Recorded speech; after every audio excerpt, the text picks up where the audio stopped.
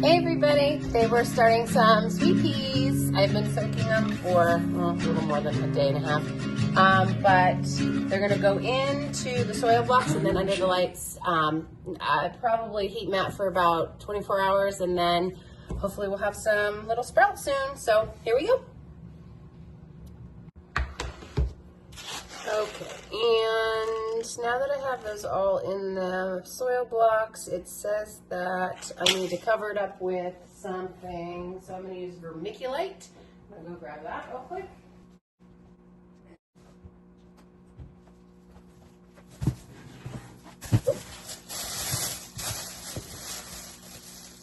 And I'm just going to sprinkle it on. I did cover them slightly with the dirt, so I'm just going to add a little bit of this on top. It's supposed to help with keeping the soil blocks moist. So my soil blocks are made of a mix that I made myself.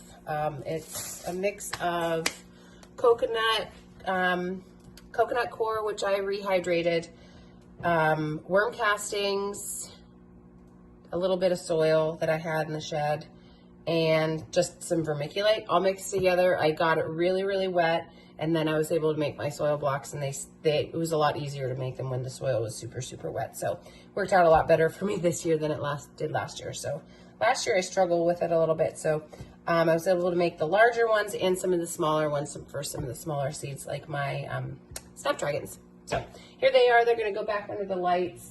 I will probably put them, like I said, put them on heat for a couple days or 24 hours or so until they start to sprout a little bit. So once they are sprouting, I'll take them off because they do like the cool, and it's cool down here in our basement. We don't have a fancy greenhouse, so we just start everything down here in the basement. So fingers crossed that they work and they start to grow for me.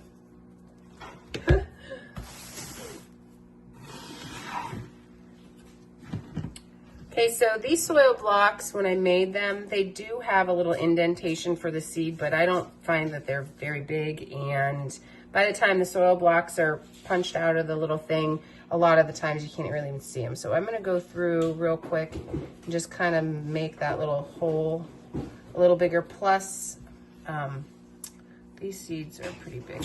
What I might do is try to put one on each corner. Let's see how that works. They kind of are trying to crumble a little bit, and I don't want that. So, but I think once the roots start growing, the block will kind of hold together better. So, what I found last year with the soil blocks was when I was ready to plant them outside, they'd actually grown together, so you kind of have to pull them apart.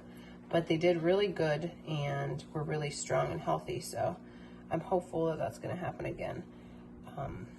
These guys will be inside until a little later in spring. It's snowing right now and freezing rain and icy and cold. So it'll be a little while, but these guys do like the cold. So once it's like probably end of March, like I said earlier, I'm hoping to get them out. I'll cover them so that they're a little bit more protected, and then hopefully we'll have some pretty new colors. This is a mix, so it's going to be all different colors, pinks and purples and white, and really pretty, and these smell so pretty in an arrangement. So I'm hoping to have more of them. All right, so this is just the second tray, and then once I get them all done, I'll go back through and label what they are. I was thinking about doing it by tray color, but I already screwed that up because the first tray is on orange and this is on pink. So we're gonna have to do something else. I'll have to get some labels. I'm not the most organized gardener, but I get the job done. And the fun part is if you forget and you don't label it properly or things get mixed up, once it starts to bloom, it's like a little surprise in your garden. That's how I kind of like to enjoy life. I like to go with the flow, and here we are. And I got a lot of these to plant, so I'm gonna do a little time lapse, and hopefully by the time I get this done, you'll still be here.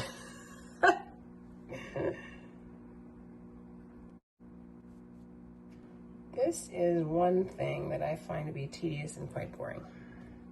And half the time, I will go through and have really good intentions of being neat and organized and I want to be the perfect gardener, basically, is what I want. But I am not that personality.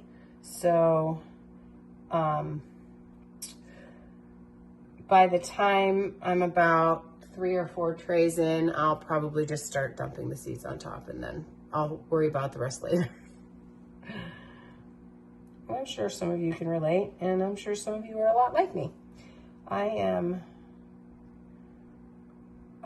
have a hard time being slow, and I feel like I always need to be high speed, and so that can help me sometimes and it can hurt me sometimes. So we're going to try to just take this slow and enjoy the process. All right, I'm just going to cover these up a little bit with my finger. I said I was going to do a time lapse, but here I am. All right. So something to know about me. This is I've been always growing flowers. I've always enjoyed growing flowers, but just for fun. And I never really grew cut flowers. I just grew mostly just perennials, annuals that you would put in flower boxes and stuff like that.